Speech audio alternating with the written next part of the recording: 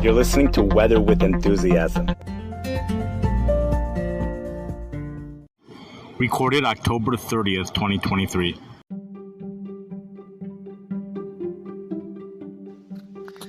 Good evening. It is October 30th, Monday evening, 2023.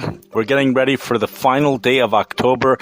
This is something totally amazing. We're going to talk about why this is amazing towards the end of this episode over here. But I want to speak about tomorrow for a couple of reasons. Number one, the first snowfall of the season is expected across the upper Midwest, and this is going to be a significant snow for some people. This is a clipper type system with strong upper dynamics. Now, here's the thing that people have to realize.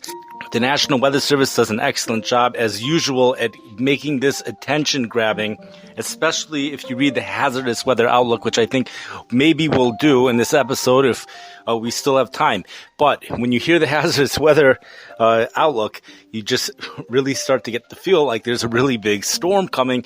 And it's important, I think, for people to realize that the actual forecast is that probably is not going to happen. However, the way I interpret it is that we have a synoptic weather setup capable for something pretty significant for tomorrow. But these things only play out, let's say, 2 or 3 out of 10 times. Most of the time, these are almost like worst case scenarios. They don't really play out. With that being said, let's just explain a little bit of what's going on. The terminologies that are being used, you'll hear thunderstorms being used, snow. You don't hear any rain, but the National Weather Service forecast. So what does that mean? Are we getting thunder snow tomorrow? If you hear the marine forecast, you'll hear tornadoes, water spouts on Lake Michigan. This is very intense stuff. You'll go into the forecast discussion. You'll read about 3 different bands of snow, 3 windows of opportunity for snow here in the Chicago area. This has extra significance because this is actually covering this local area that I am speaking about. I've centered the weather station over Mount Trashmore because I found it to be most accurate. For people who are not familiar with Chicago, Mount Trashmore is the actual name of a hill here in the Chicago area. It's in Evanston, Illinois. Really, it's very close to the West Rogers Park area. This area that is being forecasted, there is a lot of diversity, a lot of different cultures that live here. We're talking about a large Jewish community, large Muslim community, large Christian community just to the west, all different types of cultures. And we know there are people tomorrow evening, there are people who have these customs. I know it's not within the Jewish community, but we do have children that will be going out in the evening. So I just wanted to give a little bit of an update as to what the best time would be. With this, all I'm doing in regards to that is sharing with you information that you could find on the National Weather Service website within the forecast discussion. But I'll also be sharing with you some other information as well and trying to present it in a pretty clear way to try to get some accuracy on this and to understand exactly what's going on. Number one, we have an Alberta clipper. It's actually a storm system that resembles an Alberta clipper. These are the types of storm systems that develop in the beginning of December. These usually do not happen at the end of October, but nonetheless, it is happening. These things usually produce a quick hitting 1 to 2 inches of snow. Usually, they're moisture starved. They're strong systems many times, but they're moisture starved. So this system is very similar. We have a widespread 1 to 2 inches of snow occurring over Minnesota, Wisconsin as well. And then we have its associated front that moves through the Chicago area. That front, if you look on the European computer model, it moves through the Chicago area mid-morning tomorrow, maybe 10 a.m. in the morning. If you're going to make Mount Trashmore, for those people living in the West Rogers Park area, you know exactly which area this is referring to. Okay, so about around 10 a.m., that's the first chance for snow here in the Chicago area. Places to our west will be getting snow before that. those places that get snow earlier in the morning, that snow will be sticking about 1/10, 2/10, 3/10 of an inch.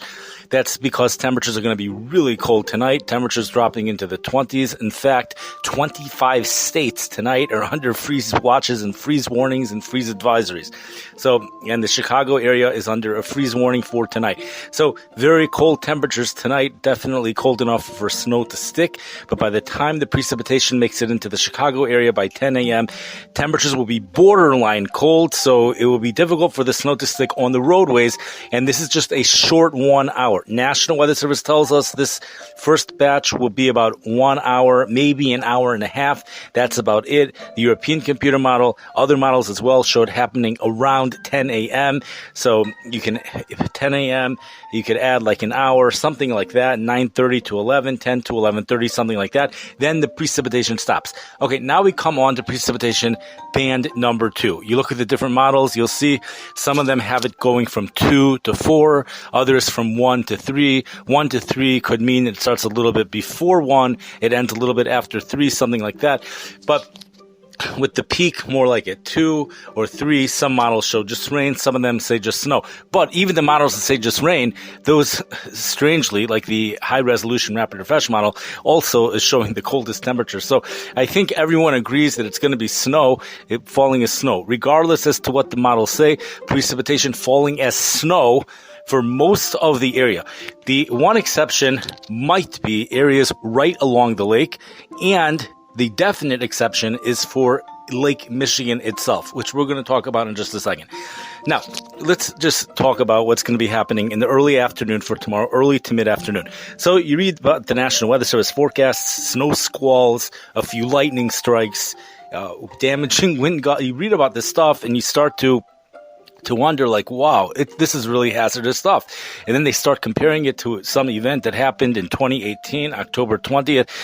So is this really going to be happening? So I believe that is a worst case scenario. We have a synoptic weather setup capable for that to happen, which means it could happen. That could very well happen. And in reality, it probably will be close to that, but not exactly that. And that makes all the difference in the world, because if it's not that, then it's not that. If the winds are not damaging wind gusts, then it's not damaging wind gusts. The few lightning strikes, okay, where, when are they going to happen? I mean, Thundersnow, that's something that's powerful stuff.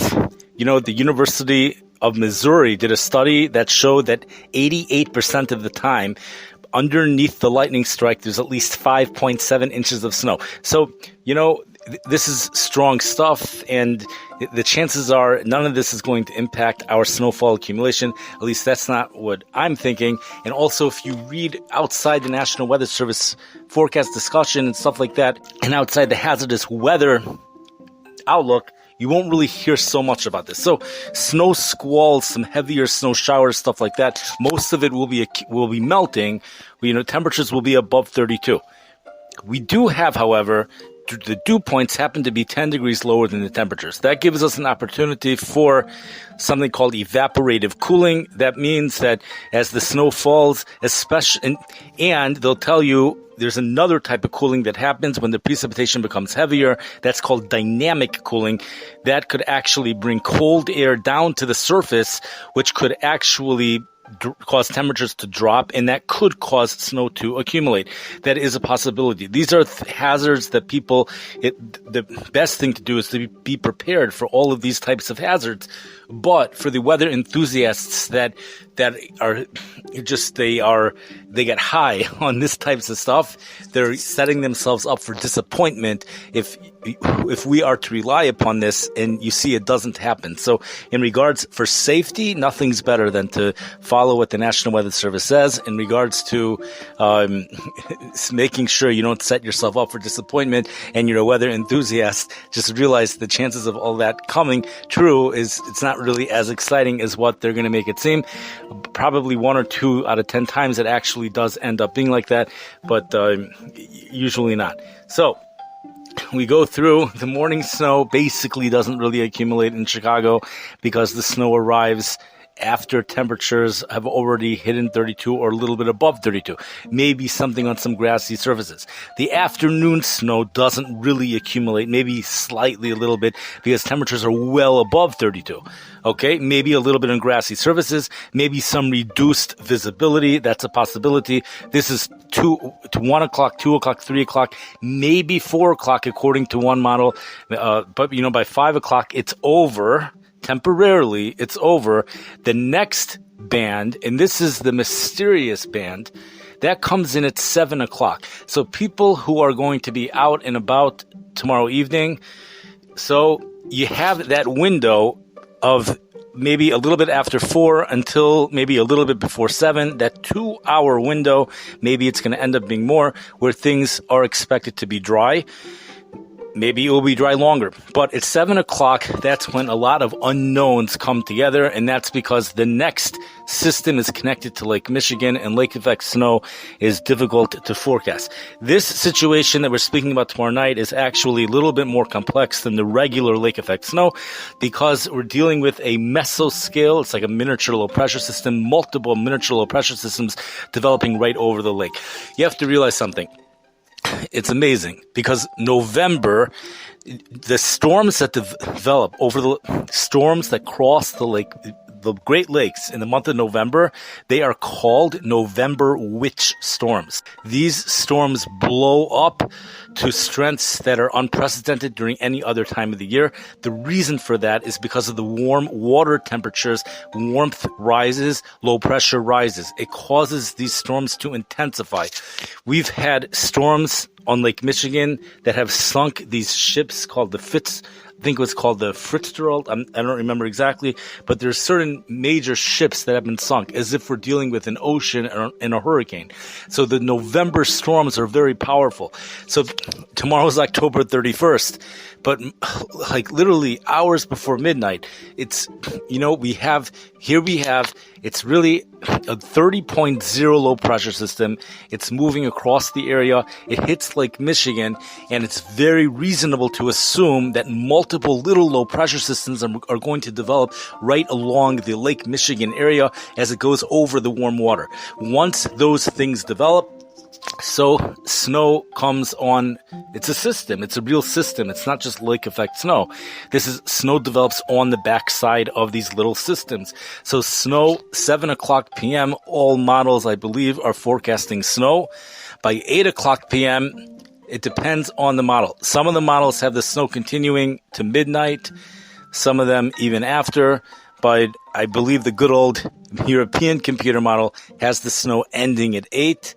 So there's a lot of uncertainty over there. Also, which part of Chicago you're in, that's going to make a very big difference. The further south in Chicago, the more connected, it seems like, the more connected you're going to be to these mesoscale systems.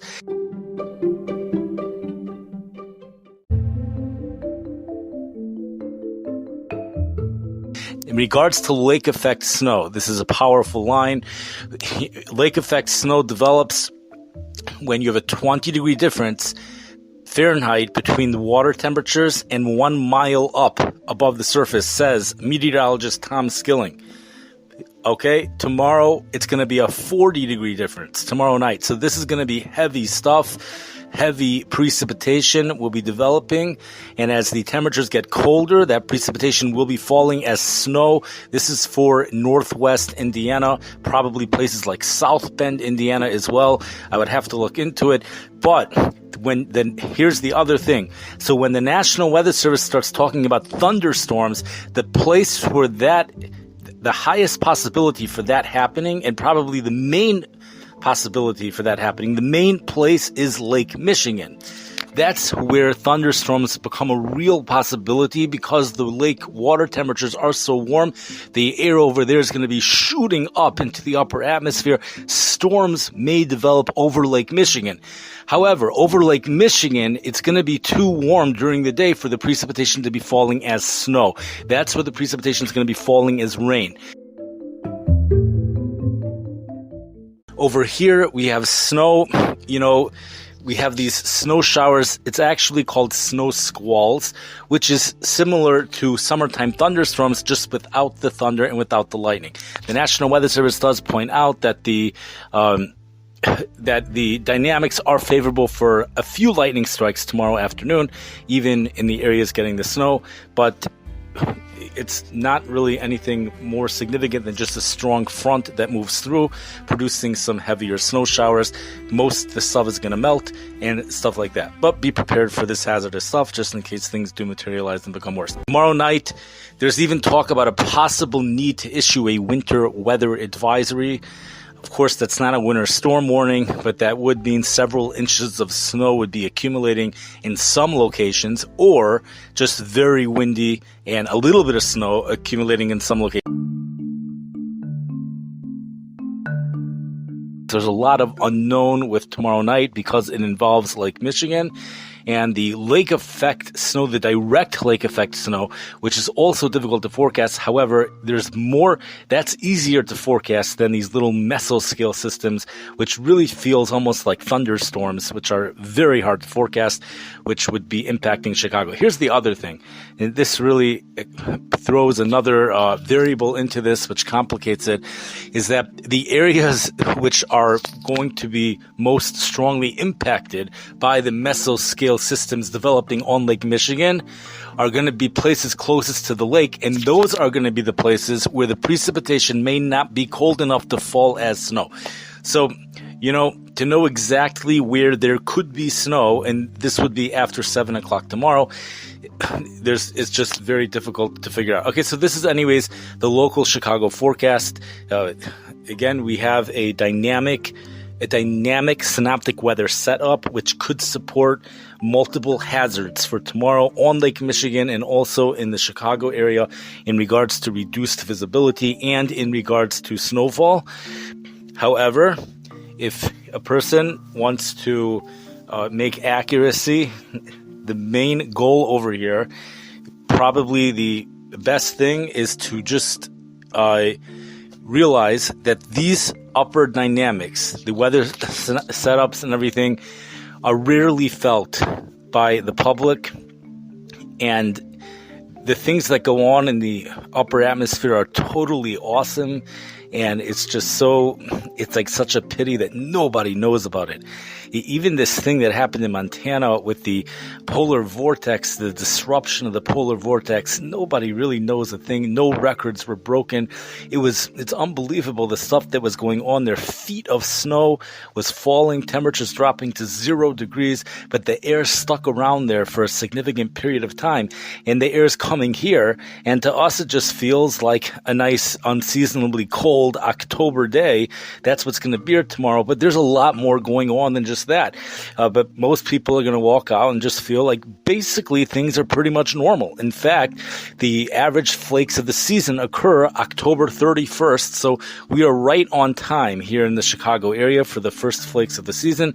If there is measurable snow, we are a little bit early in regards to that. I believe we would be 2 weeks early if we do end up seeing a 1/10 of an inch of snow. But it pretty much is going to resemble just a cold Chicago day. And the hazardous weather outlook will resemble hazards. So there's really a lot going on in the upper atmosphere, but things will likely just be cold and windy with heavier snow showers at times, but lots of dry periods for tomorrow and tomorrow evening. So again, the time period in tomorrow late afternoon and evening, if people are going out, the best time to do that would be before 7, probably even before 6:30, or stay in touch with the National Weather Service and you could see exactly for yourself. But I do know that the 3 windows of opportunity for snow is 1, tomorrow morning, 2, tomorrow early to mid-afternoon, and the third one is starting at 7 p.m. The third one is where they gave an exact time. Not only did they give an exact time, the European computer model also shows 7 p.m. For Mount Trashmore, the morning one is 10 a.m. and the afternoon one is either 1 p.m. or 2 p.m. depending on the model, ending at 3 p.m. or 4 p.m. depending on the model, and it can always be within 30 minutes of those time periods. So thank you for listening. We'll just say it's all good news after this. It's amazing how quickly we go into a zonal flow. The Arctic air gets blocked off again, and we warm up quickly into the 50s. In fact, we might even go into the low 60s by this Shabbos. Big storm develops again next week. There are indicators that a storm will be developing next week on November 7th on Tuesday. And then this is far out into the future. The strength of that storm then gets transferred off the Carolina coast. I believe this is called a powerhouse Miller B scenario. And then that thing, the European computer model shows that thing blowing up as a monster nor'easter. Really very, very serious stuff. It's in the Midwest. It's like a 29.7, 29.6, 29.5, 29.3 as it hits the Ohio area. And then it transfers over off the East Coast. It goes to 29.1, 28.9, 20. It keeps intensifying, and it sucks cold air down, and you'll see a very large area of snowfall develop Tuesday, Wednesday. That's something to keep an eye on. And by Wednesday already, we have another storm system developing over Texas, and you could see, probably connected to that system, a large area in the Dakotas has snow. So there's something going on for the mid part of next week. The whole question over there is, will there be Arctic air behind that storm? That's the question for here in the Midwest. It's also a question for the East Coast. I don't really think so. Now, here's the amazing thing that I wanted to end off with, which we started off with.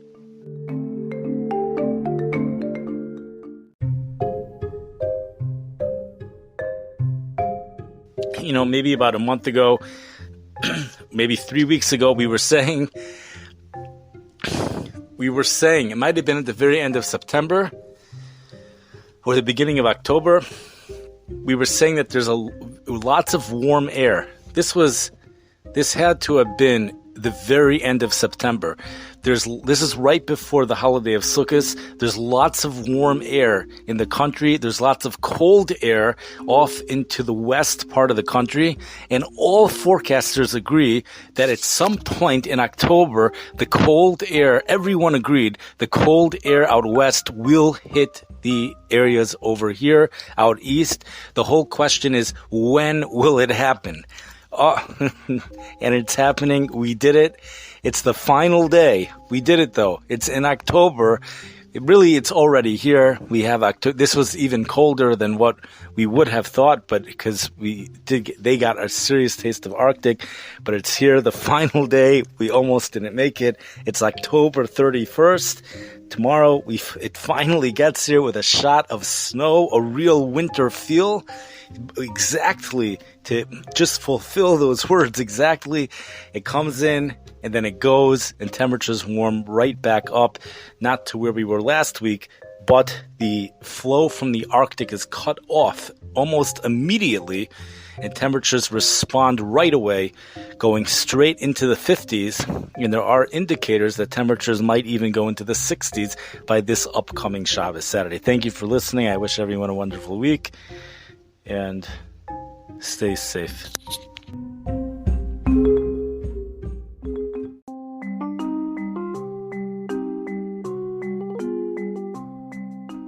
You've been listening to Weather with Enthusiasm. This podcast can be found on almost every platform where podcasts are available. The following is a weather trailer.